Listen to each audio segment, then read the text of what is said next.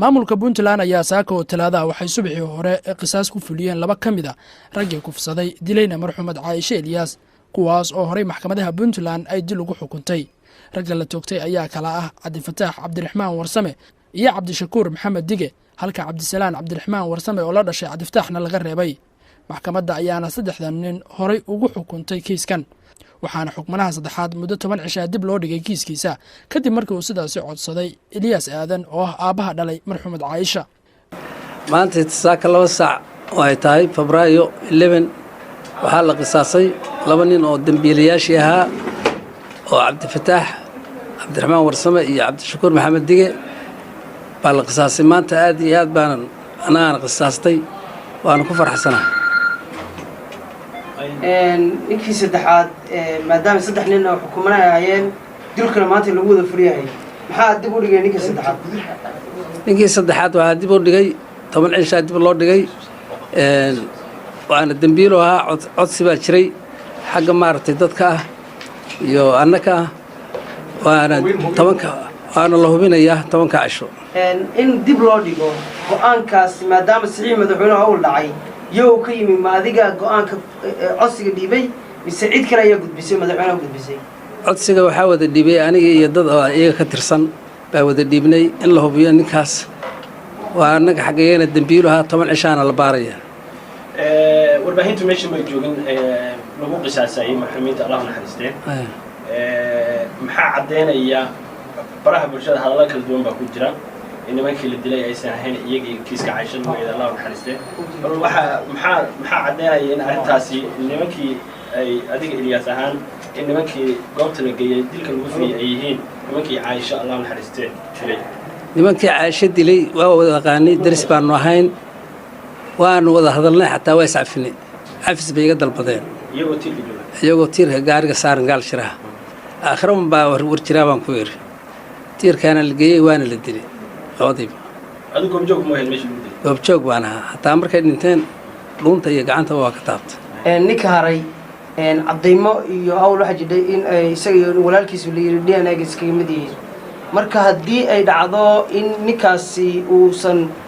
la yiraahdo dib loo noqdo oo la yiraahdo laba walaalo DNA isku mid bay noqon karaan ma ku qanci doontaa maxkamaddu ay dib ugu laabato go'aankaas DNA-gu abiyo hooya wada dhalay laakiin maxaa ku jira falkii gabadha ku dhex jira ninkaas oo kufsiga ku dhex jira laftigiisa dhacaankiisi baa ku jira shaawadiisi baa ku jirta dhiigiisi baa ku jira hadduu la falgalay waa la heli doonaa qisaasta ma adiga fuliyay ehelkaaga qoyskaaga mise dawladda ayaa u bandhigtay nimankaas dawladda ayaa qisaasta annaga fushanay dawladdu waxay tirad fushada la yiri sharciga islaam weeyaan annaga fushanay waxay ugu dambeyn barnaamijkan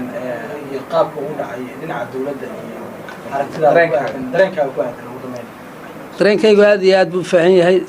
Soomaaliyeedna waa u mahadinayaa dadkii dambigaas galay Caaisha Ilyas Aadan ka galay waa la toogtay laba nin ninna waa dambeeyaa oo 10 cisho ayuu xirnaanaya haddii ay noqoto in ninkaasi ay laga wada hadlo oo maxkamaddu ay go'aankeeda gaadho adiga Ilyas ahaan ma qorsho ma kugu jira ninkaas inaad cafisid haddii kiiskaas lagu helo oo aad magdhow ka qaadatid ama aad qisaasatid baaris baa lagu jira kaas baaristaas haddii DNA la qaado kale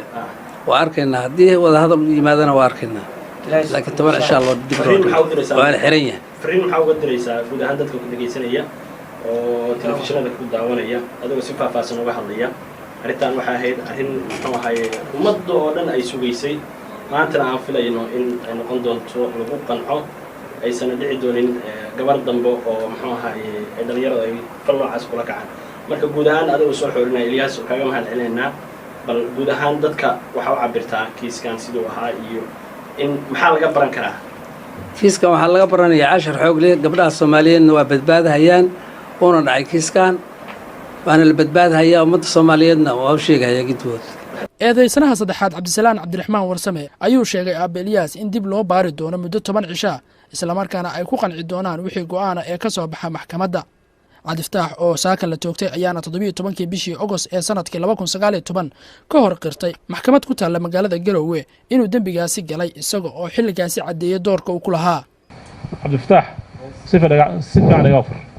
dembigaa lagugu soo eedeeyey oo maxkamaday kugu xukumeen maxkamadda isagaa maanta hor taagan tahay fursad bay kuu tahay ma gashay mise ma gelin taas waa samaysaa yes waa gashay dembiga waa gashay si dadban baan u galay waana ku dhamaystirayaa suga qof hadli kara ma jiro aw ciidamada amniga ma aha meeshaan masraxiya ma aha cabdifataax waa maqlaysaan ma miir qabtaa aad iyo aad maskaxdaadu ma tamaam boqolkiiba boqol soo ma wuxuu qirtay dembiga inuu galay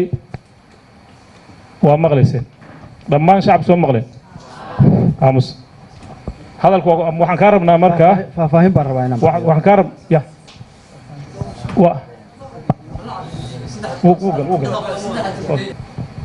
waxaan rabnaa inuu cabdifataax naga siiyo su-aashaan kuudina waxda cabdifataax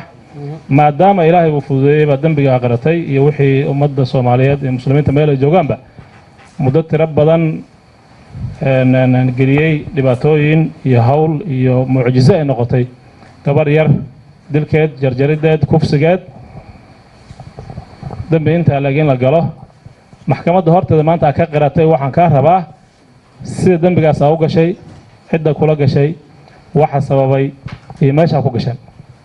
fursaddaas haystaa ummadda u sharax maxkamadda u sharax waa mahadsan tahay su-aal baa idi weydiisay mudana guddoomiye si degan oo aan ka fiirsaday baana kaaga jawaabay eedeymo badan baa aniga la ii soo jeediyey maa hal eedeyn xafiiska ilaalinta wuxuu ii soo jeediyey anigu kufsi baan galay xafiisku xeer ilaalinta wuxuu ii soo jeediyey kufsi wuxuu ii soo jeediyey dil wuxuu ii soo jeediyey afduub wuxuu ii soo jeediyey khalkhalgelin amni soo sidaa ma ahayna xareed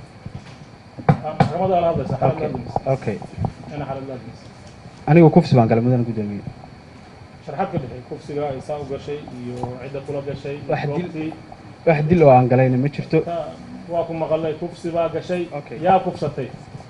caaisha kufsatay soos subxaanallah noo sharaxaad naga sii su-aale ii weydii kufsigu noocuu ahaa yaa kala qayb qaatay maxaa shaydaan baa kolley sabab u ahay maxaa khasbay waxa inaad geysatid anigu waxaa weeyaan kufsigaasi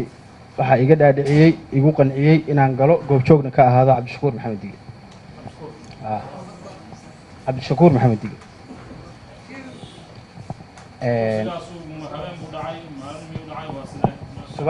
subax buu dhacay gurigiisuuna ka dhacay 2 saac subaxnimo ilaa 2 saac bar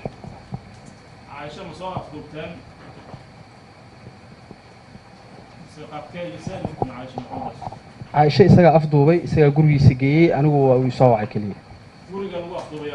cabdishakuur maxamed dige waxaa degan isaga iyo hooyadiis may see ku ogaatay inuu cabdishakuur soo afduubay caaisha oo uga qayb qaatay dadan ogeyd aniga isagaa ii yeeray yidhi waan kuu baahanahay darisna waa ahayn iska soo horjeeda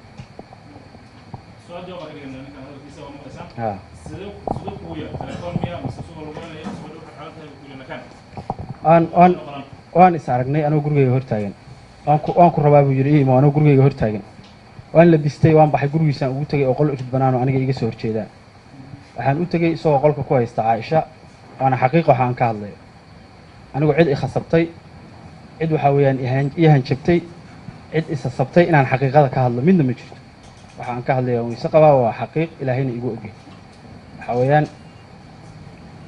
waxaan rabaa inay maxkamaddu sidaa ii fahanto cabdishakuur isagaa ii yeeray gurigiisaanan ugu tegey dabadeed waxaan u tegey isagoo qolkiisa irid bannaankaa ku haysta caaisho una xirxiranta muddo dood dheer ah kadib iyo cabsi fara badan oo aan dareemay wuxuu igu qanciyey wax fudud oo dhammaanaya inay yihiin waxaa weeyaan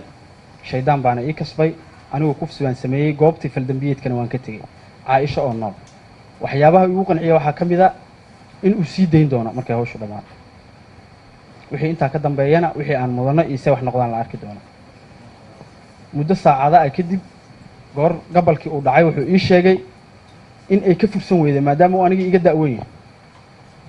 in badan inay ka fursan weyday inuu sharaftiisa ilaaliyo inaan ka dhalinyaraysanahay haddii berri waxaa dhacaan in anigu aan ka soo kaban karo xagga da'da